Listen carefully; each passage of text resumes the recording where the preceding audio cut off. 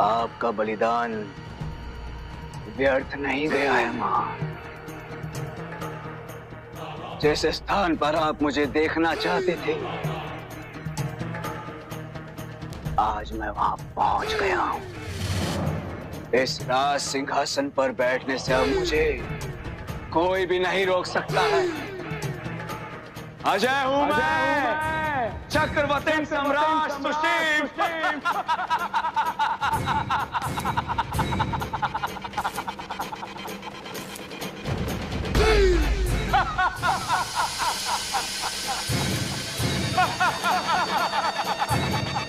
सम्राट सुशील हूं मैं।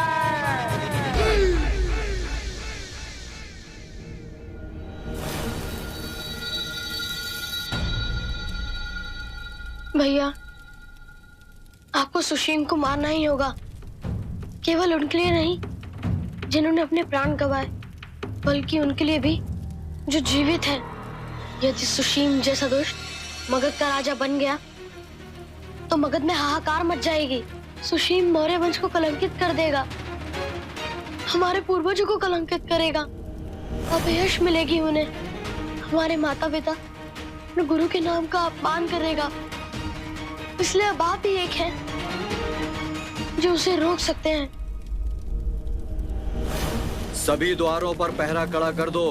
बिना अनुमति के ना कोई अंदर आएगा ना बाहर जाएगा। ये समय हार मानने का नहीं, बल्कि अपने आप को बचाते हुए पलटवार करने का है। आप अपने गुरु का, अपने माता पिता का बलिदान ऐसे व्यर्थ कैसे होने दे सकते हैं? आपके माता पिता ने, आपके गुरु ने मातृभूमि के लिए प्राण इसलिए नहीं दिए कि आप हार मान लें, मैदान छोड़कर भाग जाएं। अशोक, तुम सबको सुरक्षित स्थान पर जाना होगा। चलो मेरे साथ।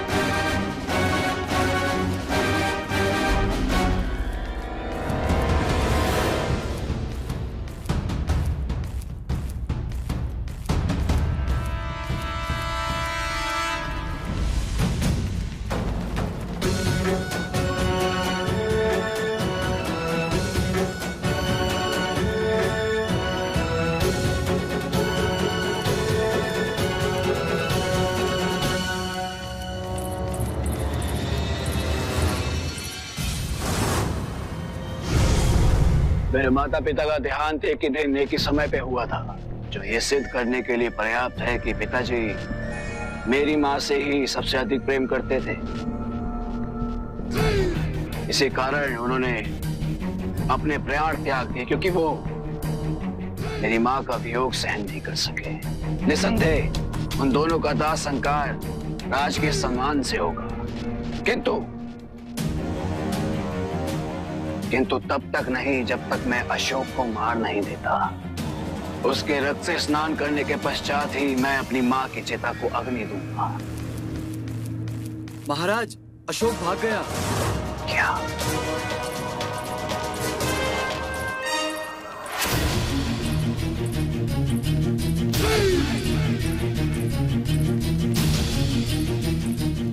बहुत अच्छा। अरे अब मुझे परिश्रम नहीं करना पड़ेगा अशोक को ढूंढने में। वो स्वयं यहाँ अपनी मृत्यु के पास चल कर आएगा आपका, क्योंकि वो कभी नहीं चाहेगा कि उसकी प्रेयसी, उसकी पत्नी, उसका अनुज, इन सब की मृत्यु का कारण वो बने। उसे यहाँ आना होगा। तू अपने काल को आमंत्रित कर रहा है सुशील। अब अशोक तुझे जीवित नहीं छोड़ेंगे। चंड अशोक पे अंकुश लगाने वाले उनके माता पिता अब संसार में नहीं है। अब वो सब बंधनों से मुक्त हो चुके। तुझे लग रहा है कि तू दानव है तो अजय है, पर तू भूल रहा कि महादेव के समक्ष मानव हो या दानव नतमस्तक रहते हैं। अब अशोक तुझसे उसी महाकाल के रूप में मिलेगा। चुप। मैं चाहूं तो अभी इसी समय तेरे प्राण ले सकता हूं, लेकिन मैं ऐसा करूंगा नहीं। बहुत विश्वास है ना तुझे उस पर। आज मैं सुनिश्चित करूंगा कि अशोक के समर्थकों के सामने उसकी मृत्यु हो, ताकि सबको ज्ञात हो कि मुझसे विजयी कोई नहीं हो सकता, कोई भी मुझे परास्त नहीं कर सकता। लेके जाओ नगर के सारे द्वार बंद कर दो। अशोक पाटलिपुत्र की सीमा से बाहर नहीं जाना चाहिए। उसे दबोचने के लिए साम दाम दंड भेद जो भी प्रयोग करना पड़े करो।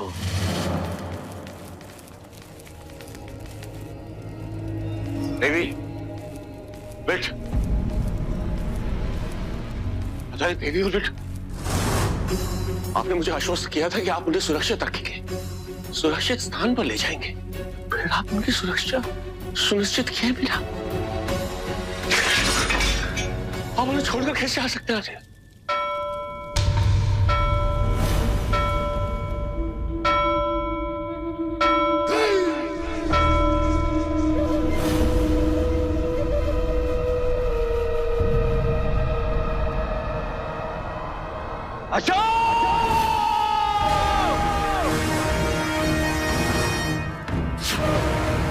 मैंने कभी कल्पना भी नहीं की थी अशोक, अपने परिजनों को ऐसे छोड़कर अपने प्राण बचाकर भाग जाओगे। अशोक, देखो, तुम्हारे परिजन मेरे पास हैं, देखो इन्हें आकर।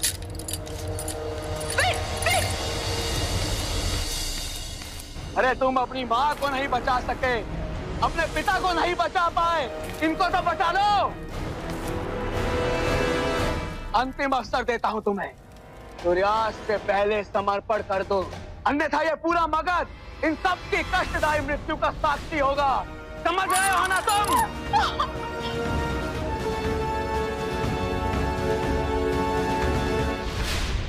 जननी जन्मभूमि स्वर्गादपि गरीयसी, जननी जन्मभूमि स्वर्गादपि गरीयसी, जननी जन्मभूमि स्वर्गादपि गरीयसी, जन्मभूमि स्वर्गादपि गरीयसी, जननी जन्मभूमि स्वर्गादपि गरीयसी, जननी जन्मभूमि स्वर्गादपि गरीयसी।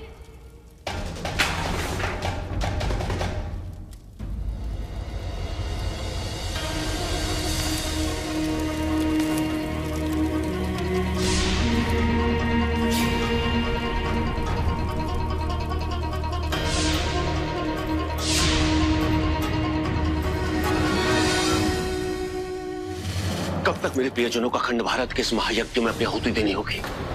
कब तक मैं बलिदान करता रहूंगा? कब तक ईश्वर में ही परीक्षा लेता रहेगा?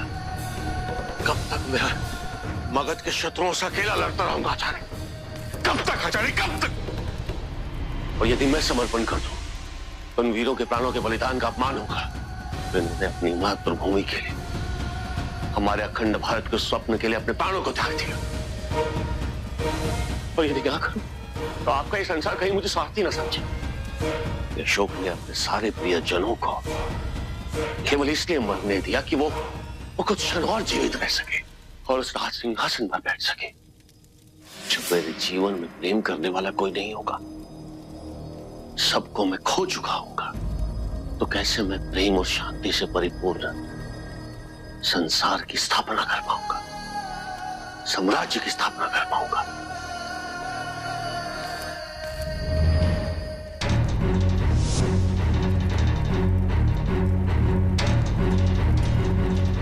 नहीं आचार्य, मैं विट को सुशीम के हाथों मरने नहीं दूंगा, देवी को सुशीम के हाथों अपमानित नहीं होने दूंगा। मैंने वचन दिया था मां को कि मैं देवी की और विट की रक्षा करूंगा। कौरवों के सम्मान को सुशीम के हाथों खंडित नहीं होने दूंगा। मैं आज मैं सर्वप्रथम अपने परिवार की रक्षा करूंगा। आज वो निर्णायक दिन आ गया जिसकी मुझे प्रतीक्षा थी। यदि नियति ने मुझे चुना है आचार्य, तो उस दुष्ट के विनाश का मार्ग मुझे नियति अवश्य दिखाएगी।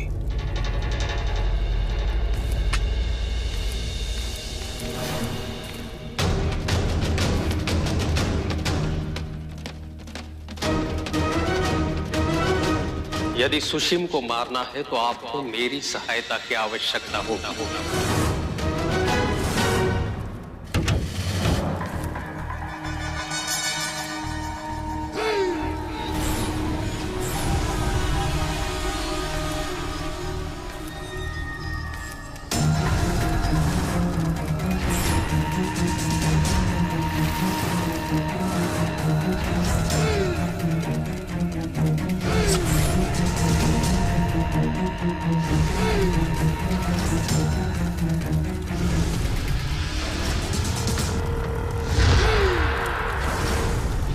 यही दानव है जिसके कारण सियामक और उसकी समस्त सेना सुशीम को नहीं मार सकी।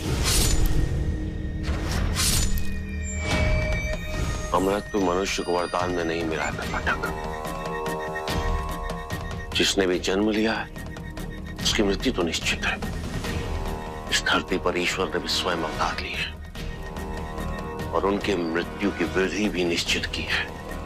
तो फिर सुशीम के अंदर जो भी दानव है उसकी मृत्यु की भी विधि अवश्य होगी। कोई ना कोई दुर्बलता अवश्य होगी सुशीम की। हाँ, एक दुर्बलता है उसकी।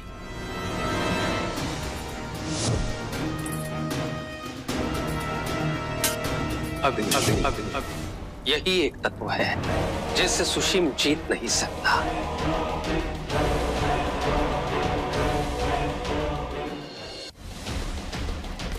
किंतु सुशीम को मारने में आप मेरी सहायता क्यों करना चाहते हैं? आपके लिए तो आपका सुशीम ही योग्य था। आप तो सुशीम को ही सम्राट बनाना चाहते थे। वो मेरी भूल थी। आज मुझे आभास हो गया है कि आचार्य चाणक्य का निर्णय उचित था। वो दूरदर्शी थे, मैं नहीं था। मैं स्वार्थी था। आचार्य चाणक्य ने आपका समर्थन किया और मैंने सुशीम का। गुरु चाणक्य ने आपको धूल से उठाकर आपको हिरक बना दिया और मैं ये सोचकर सुशीम का समर्थन करता रहा कि वो तो हिरक है, जबकि वो पत्थर था। अपने गुरु के स्वप्न को पूर्ण करने के लिए आप स्वयं का जीवन न्योछावर करने के लिए तैयार रहे और सुशीम स्वयं के स्वप्न को पूर्ण करने के लिए मेरे प्राण देने के लिए तत्पर। उस दिन मैंने निर्णय लिया कि अब मैं सुशीम की सहायता नहीं करूंगा। मैं वहां से बच निकला और आज तक मैंने सुशीम को यह ज्ञात नहीं होने दिया कि मैं जीवित हूं। मैंने तो यही सोचा था कि सारी महत्वाकांक्षाओं का त्याग करके मैं हिमालय के किसी वन में चला जाऊंगा। साधारण जीवन व्यतीत करूंगा जहां मुझे कोई ना जानता हो। यदि आपकी यही योजना थी तो इस क्षण यहां वापस आने का आपका कारण क्या है? तो पिताजी महाराज भी हमारे बीच नहीं है और सुशीम को तो सारे अधिकार भी प्राप्त है और मैं तो केवल एक पराजित व्यक्ति हूं। पराजित तो हो चुके हैं आप, परंतु आपने केवल एक लड़ाई हारी है अशोक, युद्ध नहीं। विजय प्राप्त करने की एक संभावना अभी भी है आपके पास और मुझे विश्वास है आपकी विजय अवश्य होगी, परंतु उसके लिए आपको मुझ पर विश्वास करना होगा। मेरी योजना अनुसार कार्य करना होगा। आचार्य चाणक्य सदैव कहते थे कि सर्प को कितना भी दूध पिलाओ विष ही वमन करता है। डसना उसके स्वभाव में है। परंतु आचार्य ने यह भी कहा था कि प्रायश्चित करने का अवसर सभी को मिलना चाहिए। क्या इतिहास मुझे एक ऐसे व्यक्ति के रूप में स्मरण रखेगा जिसने अपने अयोग्य शिष्य का समर्थन तो किया परंतु अंत में भलाई का साथ दिया। अच्छाई की सहायता कर अपनी भूल को सुधारने का प्रयास किया। अशोक, आपने अपने जीवन में अनेक संकटों का सामना किया है। एक जोखिम और सही, आज एक अंतिम और सबसे बड़ा दांव लगा कर देखिए। विश्वास कीजिए मुझ पर।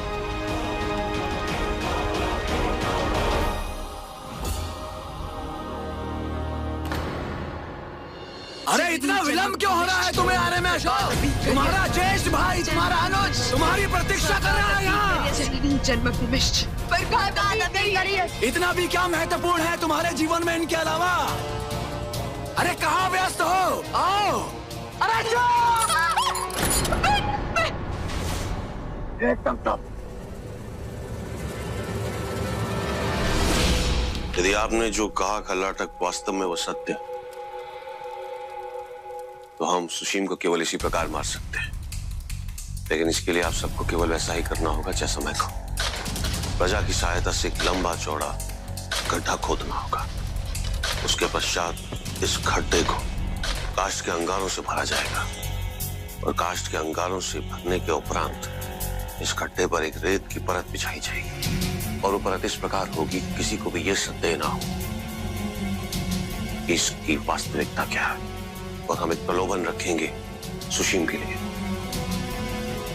और उसे यहाँ आने के लिए विवश किया जाएगा। वो प्रलोभन क्या होगा? वो प्रलोभन होगा मैं। इस गड्ढे के दूसरे छोर पर मैं स्वयं रहूंगा और मैं चुनौती दूंगा सुशीम को एक द्वंद युद्ध के लिए। और मुझ तक पहुंचने के लिए सुशीम को इस गड्ढे को पार करके आना ही पड़ेगा और इसी प्रयास में वो इस गड्ढे में गिरेगा आचार्य। लेकिन सुशीम यहाँ क्यों आएगा अशोक? उसने तो पहले से ही देवी विट और पौर्वकी को तुम्हारे लिए प्रलोभन बनाकर रखा हुआ है। वो तो स्वयं चाहता है कि तुम वहां जाओ उससे लड़ने के लिए। उसे मैं लाऊंगा। संभवतः इसी कार्य के लिए नियति ने मुझे उसका गुरु बनाया था, क्योंकि सुशीम जब किसी कार्य को न करने की ठान ले तो उसे उस कार्य के लिए कैसे उकसाया जा सकता है, ये केवल मैं ही जानता हूं।